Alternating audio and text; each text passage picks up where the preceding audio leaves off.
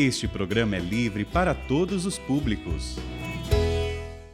O Senhor esteja convosco. Ele está no meio de nós. Proclamação do Santo Evangelho de Jesus Cristo, segundo Lucas. Glória a vós, Senhor. Naquele tempo, disse Jesus: Ai de ti, Corazim, ai de ti, Betsaida, porque se em Tiro e Sidônia tivessem sido realizados os milagres que foram feitos no vosso meio, há muito tempo teria feito penitência, vestido-se de cilício e sentado-se sobre cinzas. Pois bem, no dia do julgamento, Tiro e Sidônia terão uma sentença menos dura do que vós.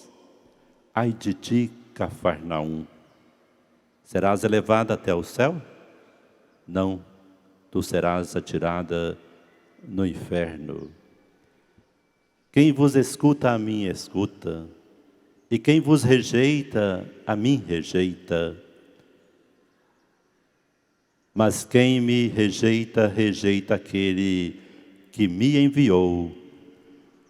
Palavra da salvação. Glória a vós, Senhor. Por vosso nome, vossa glória. Libertai-nos, ó Senhor. Libertai-nos, ó Senhor. Por vosso nome, vossa glória.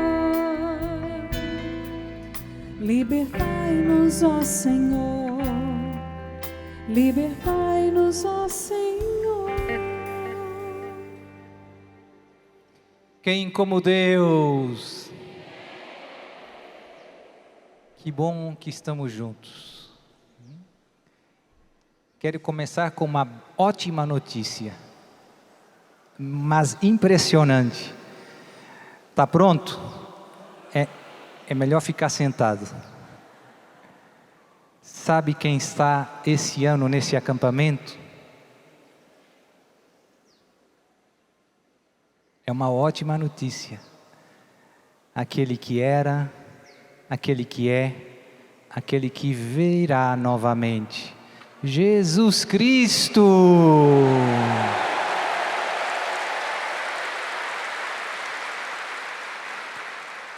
Jesus está aqui. Jesus está aqui. Aquele que caminhou sobre as águas, que curou o paralítico, que perdoou os pecados, está aqui por você e por mim. Então vamos aproveitar esta graça e que nós estejamos aqui não só com o nosso corpo, mas com o nosso coração, atentos ao que Jesus vai dizer, que vai fazer.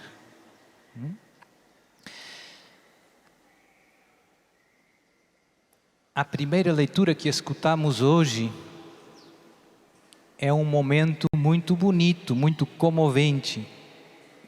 Quem foi à missa ontem,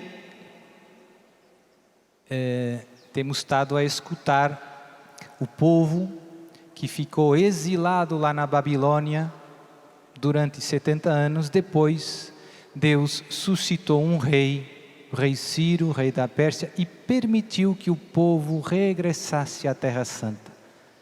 O templo estava destruído. E esse rei, que não era do povo eleito, financiou a reconstrução do templo. E depois, ontem, a leitura de ontem era Esdras fazia a leitura do livro da lei. Leu durante várias horas e o que aconteceu depois da leitura, acabamos de escutar. O povo se comoveu, como nós dizemos, caiu a ficha. O povo percebeu que, depois de escutar a palavra de Deus, percebeu a gravidade de seus pecados. Chorava de arrependimento sincero. Depois de escutar a palavra de Deus, percebeu que as dificuldades que estava passando, os problemas, eram consequência do pecado. A maldição que tinha caído sobre o povo, as calamidades. Mas o povo só percebeu depois dessa leitura da palavra de Deus. E aqui já está um ensinamento importante para você e para mim. Às vezes tem coisas que estão acontecendo e nós não enxergamos. Às vezes nós não enxergamos os nossos pecados. Estamos cegos. Às vezes não percebemos as calamidades e as catástrofes que acontecem à nossa volta, que a sua raiz última é também o pecado. É pelo pecado que entram no mundo, digamos assim, todos os outros males, as outras desordens. O pecado não só separa o homem de Deus, mas nos separa uns dos outros e introduz em toda a criação uma grande desordem. Eu vou repetir algumas das frases mais fortes. Pecamos diante do Senhor e lhe desobedecemos e não ouvimos a sua voz, que nos exortava a viver de acordo com os mandamentos. Se o povo não estivesse escutado a leitura da lei, não tinha visto isto. Desobedecemos aos seus mandamentos. Se você não sabe, você não tem noção. E depois, olha para o que aconteceu nos anos antes, para a sua história, e também percebe que tudo isso que temos vivido tem sido consequência dos nossos pecados. Desde o dia em que o Senhor tirou os nossos pais do Egito até hoje, temos sido desobedientes à voz do Senhor. Procedemos inconsideradamente, deixando de ouvir a sua voz. E agora vem a frase: por isso, por causa do pecado, perseguem-nos as calamidades e a maldição que o Senhor nos lançou por meio de Moisés, seu servo. O pecado é a raiz de todos os males. O pecado gera destruição, gera morte, morte espiritual. Nós até chamamos ao pecado mortal. Separa-nos de Deus, que é a vida da alma. E não só, o pecado gera também, digamos que assim, consequências temporais, ou seja, na nossa vida. Há uma frase que gosto de repetir, o pecado também não é bom para a nossa saúde. Se você pegar alguns exemplos, os vícios, não é? As drogas, é bom para a sua saúde? É pecado e destrói a sua vida. O álcool, sexualidade desregrada, tudo é nocivo para a saúde. Consequências do pecado. O caos que o mundo de hoje atravessa, quando você liga a televisão, as notícias que você vê, lhe deixam angustiado. Tempestades, terremotos, vulcões, conflitos sociais, guerras. O caos em que o mundo se encontra tem como sua raiz última os pecados de muita gente. Também os seus e também os meus. Temos que pedir perdão e reparar. Reparar. reparar as consequências do pecado. Quando você se confessa, o padre sempre dá uma penitência que tem essa finalidade. Também não é a única.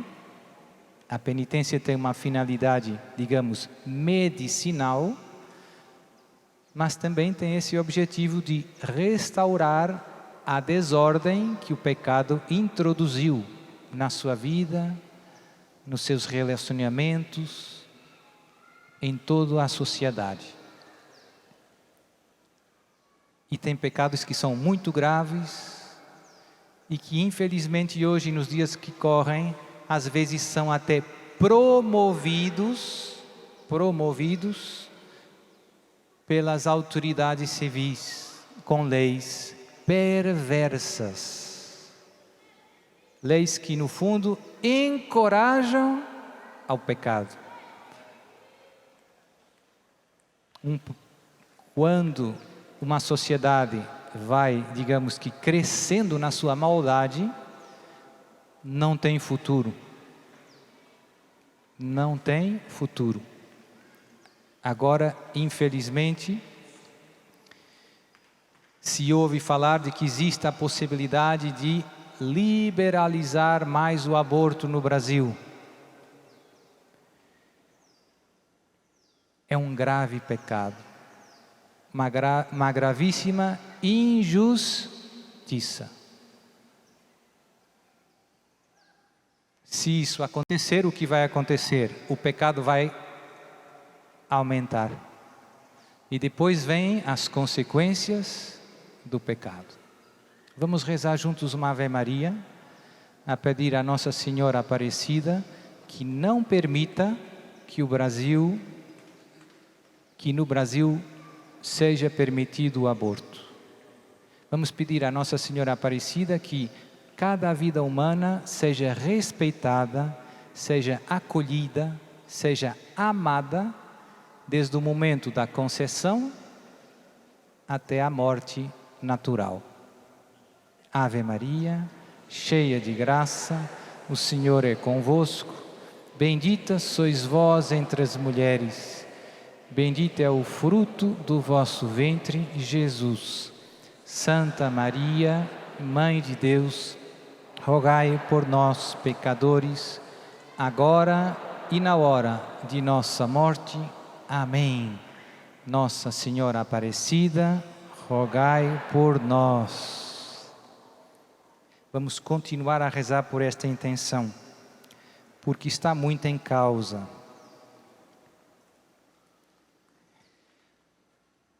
Boas notícias. Segunda boa notícia: Deus não desiste dos pecadores. Deus não desiste dos pecadores. Por maiores que sejam os pecados, por mais repetidos que sejam, Deus, até a hora da morte, da nossa morte, sempre está pronto para nos dar o seu perdão, para nos dar a sua mão. É uma boa notícia. Mas não devemos abusar da misericórdia de Deus.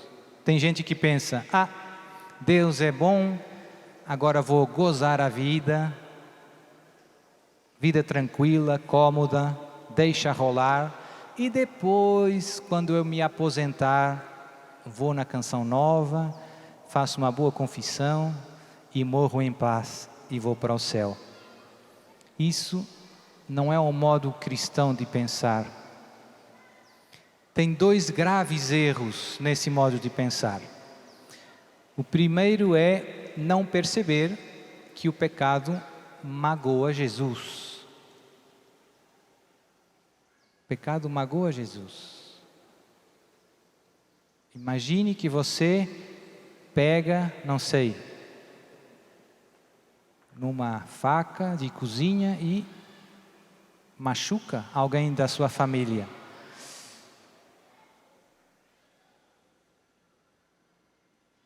O pecado magoa Jesus. Como é que o Senhor sabe, Padre? Olha para a cruz de Jesus. Olha para a paixão de Jesus. Por que é que Jesus quis sofrer tanto e morrer desse jeito? Era necessário? Não, Deus podia ter nos salvo de outro jeito, mas escolheu este. Se você pensar na paixão de Jesus, Jesus disse as coisas mais importantes sem palavras. Duas coisas, as coisas mais importantes são duas. A menos importante é essa: o pecado me machuca. Quando você olha para a cruz de Jesus, o pecado não é uma brincadeira. O pecado me machuca. E a segunda, a mais importante de todas, é: eu te amo incondicionalmente. Você é pecador, não merece este amor, é verdade, mas eu sou amor, Jesus é amor.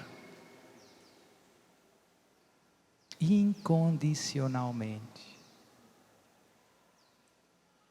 Deus veio ao nosso encontro, Deus se fez homem quando nós não estávamos aqui na Canção Nova. A humanidade estava perdida, longe de Deus.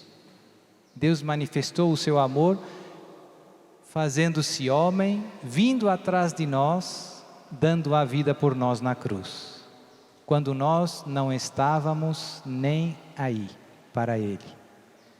Amor incondicional. Custa crer, porque na terra nós não experimentamos nenhum amor tão grande. Então às vezes pensamos que não existe. Os nossos pais nos amam, graças a Deus, mas o amor dos nossos pais, por mais grande que seja, e é muito grande, não se compara com o amor de Jesus. Às vezes algumas pessoas têm até uma experiência negativa em casa. Mas por mais perfeitos que sejam seus pais, o amor de Deus está incomparavelmente mais para além. Incondicional. Tudo sem cis nem mas. Morreu na cruz por você. É muito forte. Celebramos este mistério todos os anos, na Santa Missa, constantemente, e sobretudo na Páscoa. Deu tudo, porque te ama e para nos salvar do pecado, que não é uma brincadeira. Então tem gente que, no fundo, vou gozar a vida e depois me confesso no final. Venho na Canção Nova, vou lá no confessionário, encontro o Padre José Augusto. O Padre José Augusto dá assim um arroxo, eu faço a penitência e volto para casa louvando a Deus. Não brinque com o pecado. Não adie a sua conversão.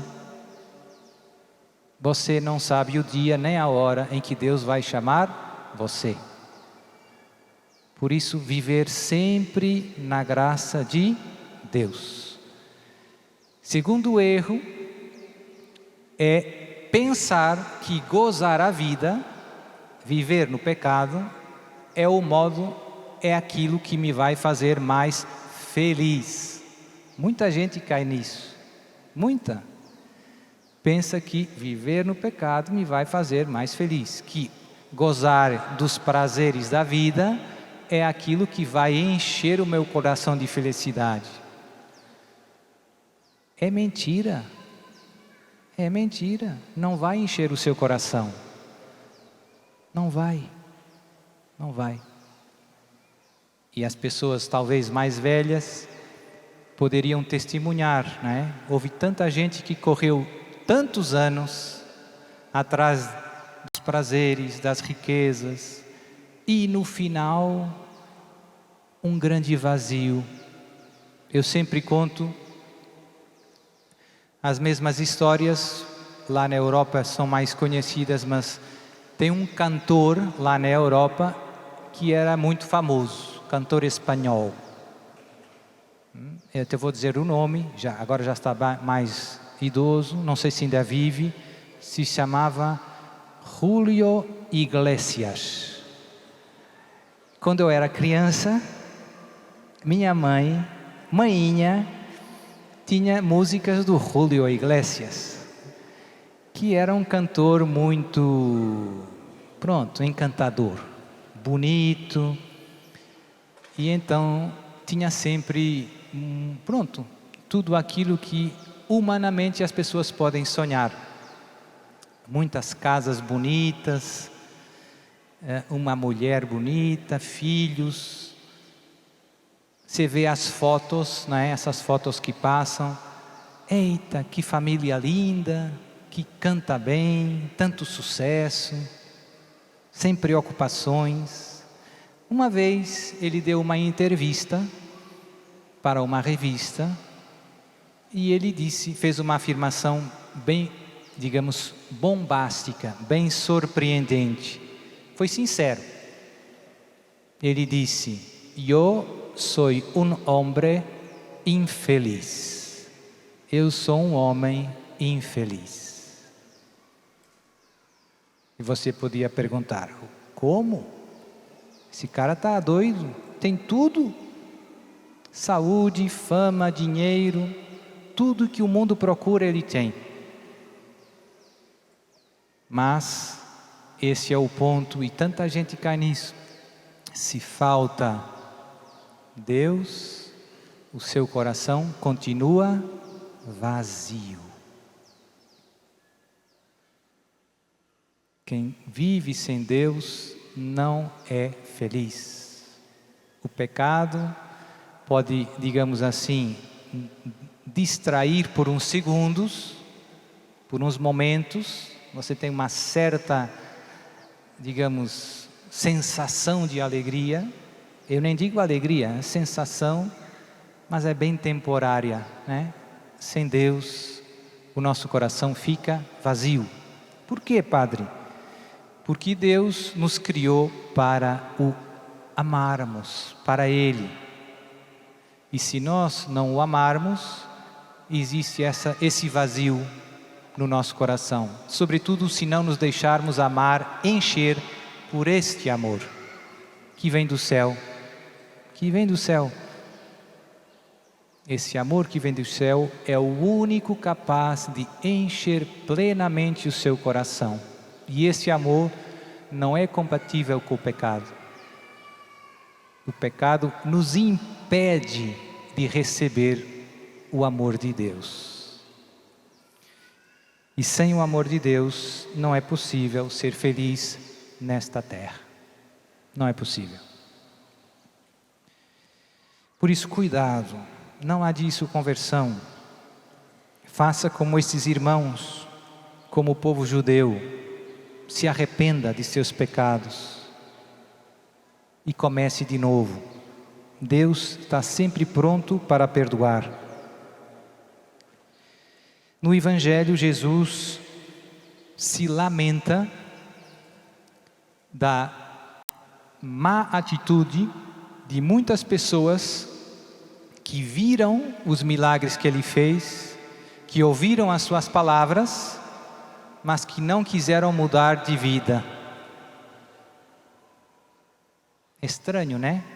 Você vê os milagres de Jesus, ouve a pregação, come o pão na multiplicação dos pães, vai lá com a multidão atrás de Jesus, mas depois não larga a vida velha, não larga o pecado. E Jesus censura duramente essas cidades onde Ele fez, digamos que, muitos milagres, onde Ele pregou bastante. Ai de ti, Corazim, ai de ti, Betsaida, ai de ti, Cafarnaum. Aquela cidade junto ao lago da Galileia, onde Jesus começou a sua pregação. Isso pode acontecer também com você e comigo. A gente pode ver tantas graças, e aqui no acampamento nós vemos tantas graças, milagres. Quem já veio aqui no acampamento alguma vez? Quem já viu Jesus fazer um milagre no acampamento? Isso é um grande dom. Ai de nós se nós nos tornamos insensíveis a essas graças. O Deus Todo-Poderoso, que realiza milagres e prodígios, faz isso para que você e eu o amemos cada vez mais, para que nos apaixonemos por Ele. Jesus diz: ai de ti, Corazim, ai de ti, Betsaida, porque se em Tiro e Sidônia eram cidades junto ao Mediterrâneo, onde Jesus não tinha pregado, porque se em Tiro e Sidônia tivessem sido realizados os milagres que foram feitos no vosso meio, eles há muito tempo teriam feito penitência, vestindo-se de cilício e sentando-se sobre as cinzas. Ou seja, Jesus está dizendo, aqueles que não vieram, que não viram os milagres, se eles tivessem visto, eles ter-se-iam convertido. Mas vocês que vieram, endureceram o coração. Aqueles contemporâneos dele, todos nós sabemos, né? Jesus foi a Nazaré, também não deu muito certo lá. Acabaram quase que xingando ele, queriam jogá-lo da muralha abaixo, do monte abaixo. É estranho, mas essa possibilidade existe. O nosso coração se pode endurecer. Às vezes corremos atrás das graças de Deus, mas não corremos atrás da graça de Deus. Pegou? Tem tanta gente que corre atrás das graças, mas não corre atrás da graça, que é o mais importante. Porque mesmo sem as graças de Deus, mesmo doente, mesmo sem emprego, mesmo sem casa, mesmo sem trabalho, mesmo, você pode ir no céu se estiver na graça. Mas nós corremos muito atrás das graças e pouco atrás da graça, que no fim é a única coisa necessária. É o mais importante. A nossa sorte é que Jesus é tão bom e tão misericordioso que percebe que nós estamos às vezes um pouco cegos e nos dá as graças do mesmo modo, na esperança que caia a ficha e a gente comece correndo também atrás da graça.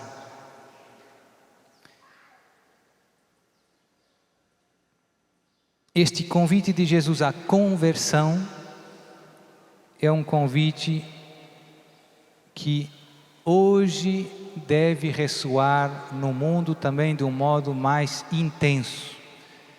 Fica aqui um desafio. Eu vejo que nós pregamos pouco, às vezes, a conversão do coração. Nos juntamos para rezar, para pedir curas, para pedir milagres, para pedir libertação. Mas não rezamos para pedir a Deus que converta os nossos corações. Devia ser uma grande prioridade. Eu peço a Deus que faça suscitar do meio de vós muitos profetas como João Batista, que convidem o povo à conversão, à penitência. O lugar de João Batista está vago. Você quer aceitar? Convidar os seus irmãos à conversão. Em Lourdes, Nossa Senhora apareceu várias vezes. Uma vez disse: penitência, penitência, penitência.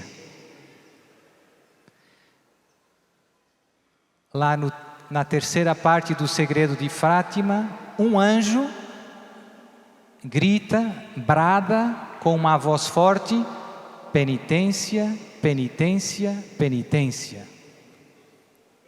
É a pregação mais urgente para o mundo de hoje.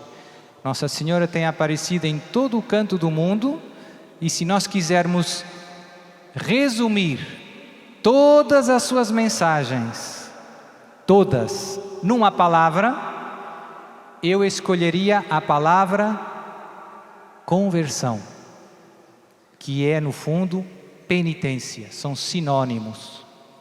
A penitência interior, conversão de coração. O que é que Nossa Senhora tem pedido ao homem de hoje? Conversão de coração. E isso é para você também. Ah, mas eu sou de caminhada, padre. Certo, mas a nossa conversão é sempre uma obra inacabada.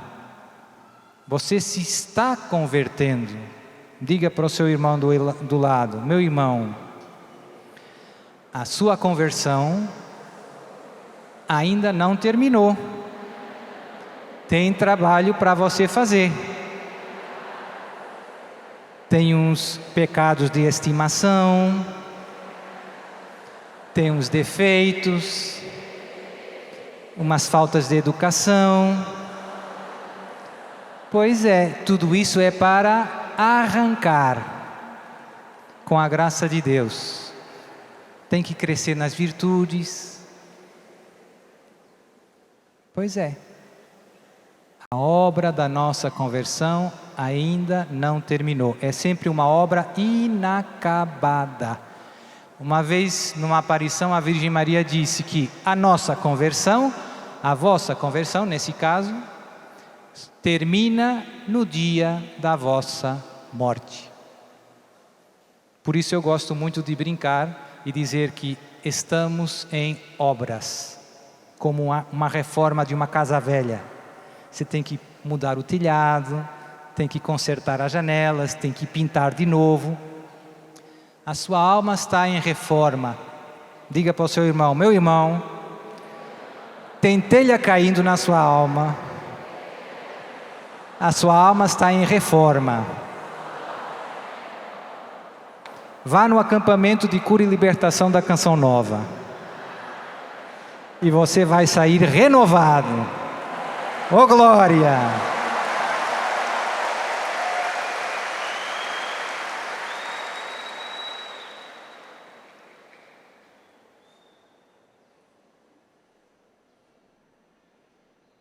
Em Akita, em 1973, vai fazer 50 anos no dia 13 desse mês, Nossa Senhora, uma aparição reconhecida pela igreja, a imagem de Nossa Senhora chorou na mão do bispo, chorou várias vezes. E a Virgem Maria diz, no dia 13 de outubro de 1973, uma frase muito forte. Preste atenção. Aspas. Se os homens não se arrependerem e não são melhores, o Pai vai infligir um terrível castigo em toda a humanidade. Será um castigo pior que o dilúvio, como nunca se viu antes. Fechar aspas. Frase tremenda. Se os homens não se arrependerem, podemos evitar o castigo. Como? Pela conversão de coração. Por isso Nossa Senhora insiste tanto nisso, porque se nos arrependermos, as coisas vão de outro jeito. Quando Nossa Senhora apareceu em Fátima, 1917, convidou à conversão, e o mundo estava na Primeira Guerra Mundial. Pediu oração e penitência para terminar a guerra. E o que aconteceu?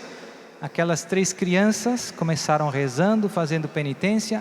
Pouco depois a Virgem Maria disse: a guerra vai terminar. Os soldados vão voltar para casa. Conversão, oração, penitência fazem cancelar os castigos. Mas ela também avisou em Fátima: se os homens não mudarem de vida, virá uma guerra pior. E o que aconteceu? Todos sabemos, né? 1939, 45, Segunda Guerra Mundial. Podíamos ter evitado se tivéssemos escutado os apelos da Mãe do Céu. Vou repetir mais uma vez essa frase: se os homens não se arrependerem, 73, depois da Segunda Guerra Mundial, o Pai vai infligir um terrível castigo em toda a humanidade, em toda. Não é que o Brasil vai escapar, toda. Será um castigo maior que o dilúvio, como nunca se viu antes. A aparição de Nossa Senhora no Japão, em Akita.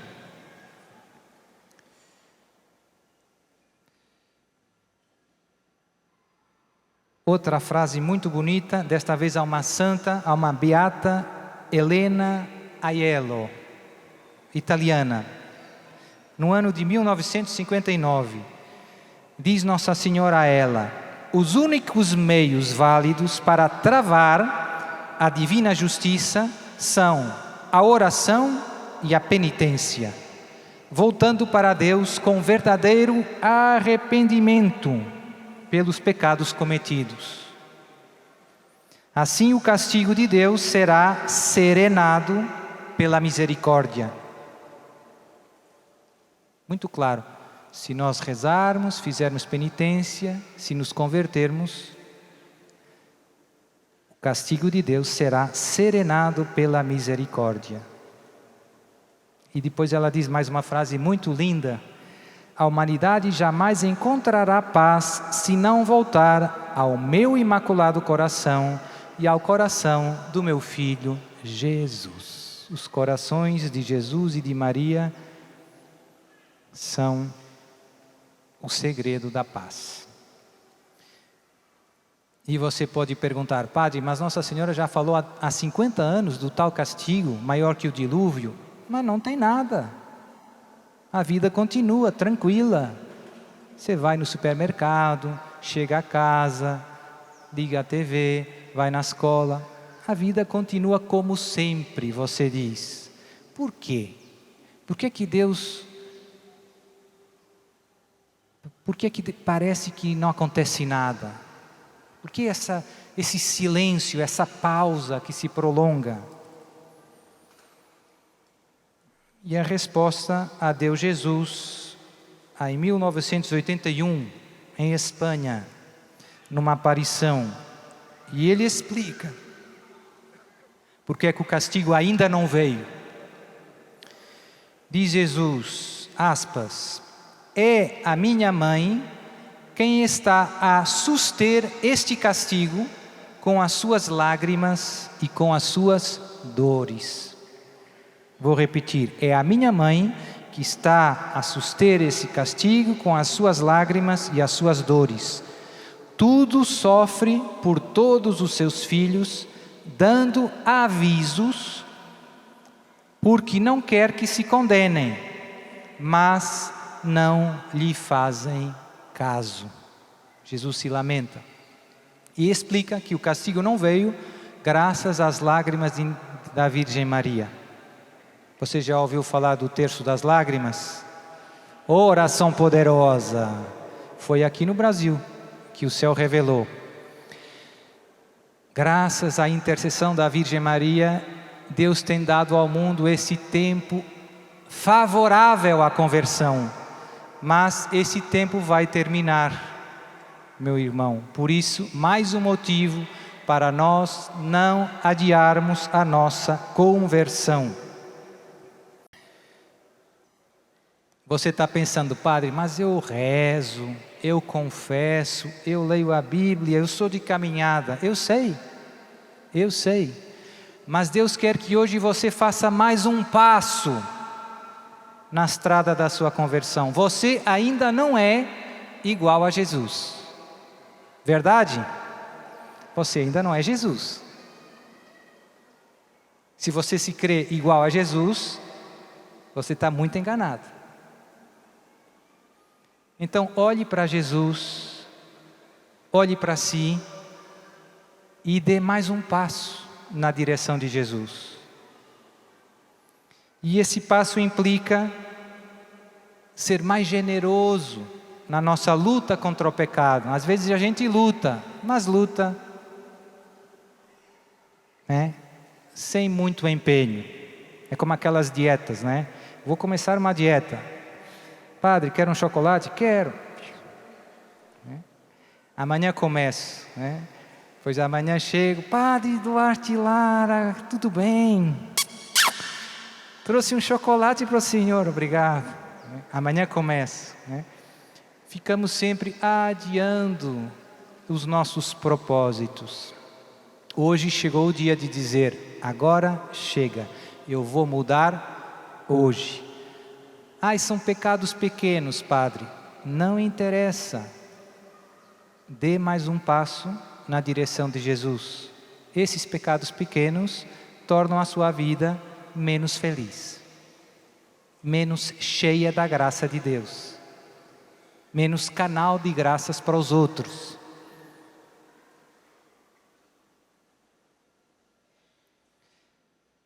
Dar um passo na nossa luta contra o pecado e, no fundo, procurar crescer nas virtudes com mais empenho.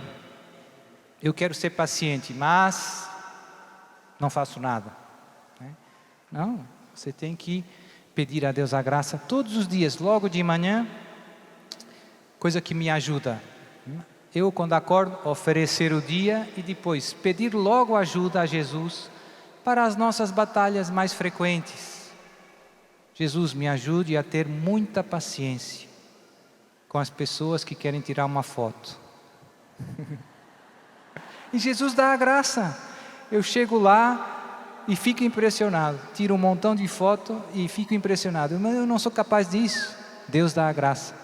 Peça, lute para crescer nas virtudes.